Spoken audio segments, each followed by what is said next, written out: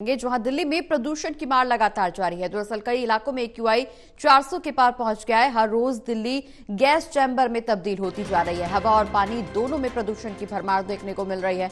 Dwarka NSIT में AQI सबसे ज्यादा यानी 451 दर्ज किया गया है। वहीं वजीरपुर के AQI का जिक्र करें तो 420, मुंडका में 418, बवाना में 415 AQI दर्ज किया गया, जबकि जहांगीरपुरी में 399, अशोक विहार में 397 AQI दर्ज किया गया है।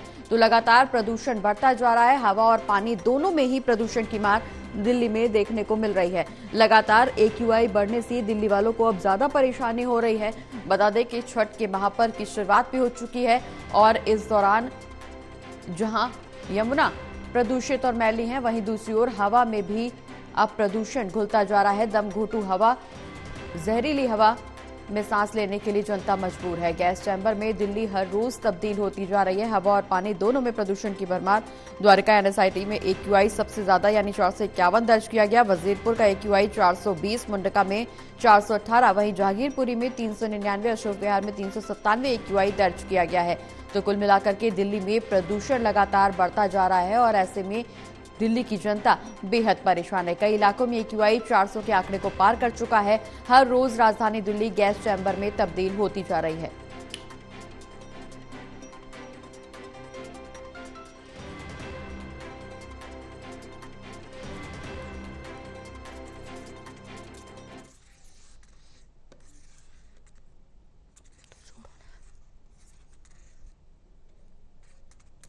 तो बड़ी खबर आपको बता दें, जहां लगातार दिल्ली में AQI बढ़ता जा रहा है। दिल्ली अब गैस चैम्बर में तब्दील होती जा रही है। राजधानी की आबो हवा पूरी तरह से खराब होती जा रही है। हवा और पानी दोनों में ही प्रदूषण की भरमार देखने को मिल रही है। द्वारका NSIT में AQI सबसे ज्यादा दर्ज किया गया है, 451, वजीरपुर में 420, मुंडका में 418, जहांगीरपुरी में 399, अशोक विहार में 397 AQI दर्ज किया गया है। लगातार दिल्ली की जनता प्रदूषण की मार झेलने को मजबूर है। दिल्ली वासी अब जहरीली हवा में सांस लेने के लिए मजबूर है। वहीं दूसरी ओर प्रदूषण लगातार बढ़ता जा रहा है। वहीं जहां हवा में प्रदूषण घुला हुआ है, वहीं पानी में भी प्रदूषण की भरमार देखने को मिल रही है। दिल्ली की जनता खराब पानी पीने के लिए मजबूर है, गंदी हवा में सांस लेने के लिए मजबूर है। ज्यादा जानकारी के लिए हमारे साथ सहयोगी विशाल लाइव जुड़े हुए हैं। विशाल, दिल्ली की जनता अब दम घोटू हवा में, जहरीली हवा में सांस लेने के लिए मजबूर है। जहां हवा जहरीली होती जा रही है, हवा में जहर घुलता जा रहा है, वहीं पानी की भी स्थिति यही नजर आ रही है। गंदे पानी पीने के लिए मजबूर है, मैली हो गई है यमुना। छठ का त्योहार भी शुरू हो गया है, जहां श्रद्धालु पहुंच रहे हैं यमुना नदी में। मैली प्रदूषित यमुना में डुबकी लगाने के लिए मजबूर है। वहीं दूसरी ओर पानी भी गंदे पानी की सप्लाई भी हो रही है। कई जगहों में दिल्ली के कई ऐसे इलाके हैं जहां पे गंदा पानी पीने के लिए लोगों को मिल रहा है। अब प्रदूषण इस स्तर पर बढ़ गया है कि पीना और हवा, पानी और हवा दोनों ही इतने प्रदूषित है कि दिल्ली की जनता अब बीमारियों की ओर बढ़ती हुई नजर आ रही है। जी प्रगति, बिल्कुल। राजधानी दिल्ली में जिस तरह से वायु जितनी प्रदूषित है, उतनी ही प्रदूषित अब दिल्ली का जो यमुना नदी है वो भी प्रदूषित हो चुकी है।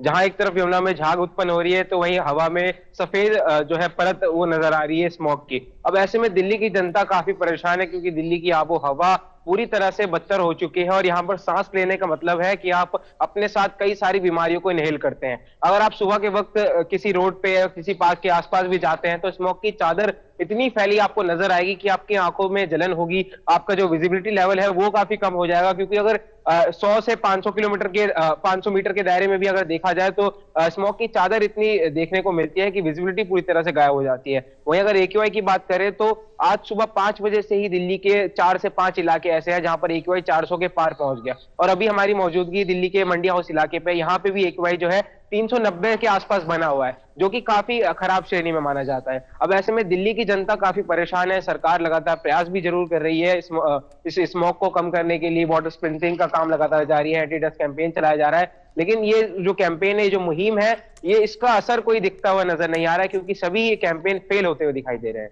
बिल्कुल विशाल, जिस तरह से कैंपेन का हम जिक्र कर रहे हैं, रेड लाइट ऑन गाड़ी ऑफ, ये भी एक कैंपेन सरकार की तरफ से शुरू किया गया है। इसके अलावा एंटी स्मोक गन को लेकर के भी सरकार ने युद्ध स्तर पर तमाम तैयारियां की। ग्रैब 1 लागू किया गया, ग्रैब 2 लागू किया गया। अब कहा यह जा रहा है कि अगर यही स्थिति बरकरार रही तो शायद दिल्ली में ग्रैब 3 भी लागू किया जाएगा। तमाम यहां पर हथकंडे अपनाए जा रहे हैं प्रदूषण को कम करने के लिए। यमुना की बात करें या गंदे पानी की बात करें तो उसको लेकर के भी सरकार की तरफ से तमाम दावे किए जा रहे हैं कि यमुना की सफाई की जाएगी। यमुना की सफाई की जा रही है, और लेकिन बावजूद इसके इस तरह की जो तस्वीरें निकल करके सामने आ रही हैं, लगातार AQI का लेवल बढ़ता हुआ नजर आ रहा है। कई इलाकों में गंभीर श्रेणी में, कई इलाकों में बेहद गंभीर श्रेणी में AQI पहुंच गया है। अगला कदम क्या कुछ होने वाला है, अगला चरण सरकार की तरफ से क्या कुछ होगा? चूंकि सुप्रीम कोर्ट भी इस पूरे मामले को लेकर के सख्ती जता चुका है। हालांकि वो पटाखों की और आतिशबाजी को लेकर के सख्ती जताई गई थी, लेकिन कुल मिलाकर के प्रदूषण की अगर शुरुआत हम देखें तो जब यहां पर रावण दहन हुआ था उस दौरान जो आतिशबाजी हुई थी उसी से राजधानी की हवा में जहर घुला, और ये अब जहर इतना होता जा रहा है कि लोगों के लिए सांस लेना मुश्किल हो रहा है। जी प्रगति, बिल्कुल सरकार के जो दावे हैं, जितने भी बयान प्रदूषण को रोकने के लिए किए गए, वो सभी कागजी दिखाई दे रहे हैं, क्योंकि धरातल की बात करें, जमीनी हकीकत कुछ और ही है। यहाँ पर लगातार दिन प्रतिदिन AQI लेवल बढ़ता जा रहा है, लोगों की स्थिति खराब होती जा रही है, लोग बीमार पड़ रहे हैं। अब फेस मास्क पहन के ही लोग बाहर निकल रहे हैं, क्योंकि अब सर्दियों का मौसम भी आ गया है और ऐसे में प्रदूषण की मार, दोहरी मार दिल्ली की जनता को झेलनी पड़ रही है। ऐसे में सरकार जो है कहीं ना कहीं जल्द ही ग्रैब 3 को लागू कर सकती है और ऑड इवन फॉर्मूला भी लागू कर सकती है, क्योंकि ग्रैब 2 हमने देखा था कि आनन फानन में लागू करना पड़ा था, क्योंकि स्थिति काफी खतरनाक हो गई थी। और अब की स्थिति और ज्यादा खतरनाक होती जा रही है, क्योंकि सुबह 5 बजे ही AQI लेवल 400 टच कर जाना अपने आप में काफी खतरनाक बात है। तो ऐसे में पूरी उम्मीद है कि आने वाले समय में जल्द ही जो है ग्रैब 3 के चरण भी जो है वो लागू किया जा सकता है। चलिए, बहुत बहुत शुक्रिया विशाल, ये तमाम जानकारी हमारे दर्शकों तक पहुंचाने के लिए।